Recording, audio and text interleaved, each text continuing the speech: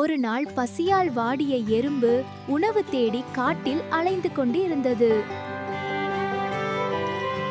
அப்போது அந்த எறும்பு ஒரு பெரிய சர்க்கரை மலையை கண்டது.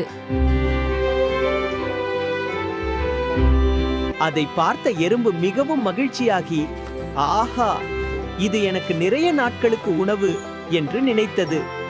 எறும்பு ஒரு சிறிய சர்க்கரை துகளை கொண்டு தன் வீட்டிற்கு எடுத்துச் சென்றது.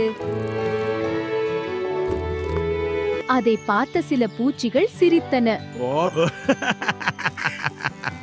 இந்த பெரிய மலை எப்போது முடியும்? ஆனால் எறும்பு தினமும் கொஞ்சம் கொஞ்சமாக சர்க்கரையை எடுத்துச் சென்றது. ஆட்கள் கடந்தது.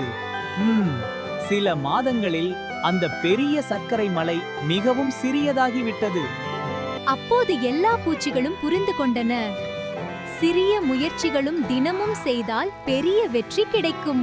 இந்த சாகசத்தை பார்க்க விரும்புகிறீங்களா? அப்படியானால் லைக் செய்யுங்கள், கமெண்ட் செய்யுங்கள், சப் செய்ய மறக்காதீங்க.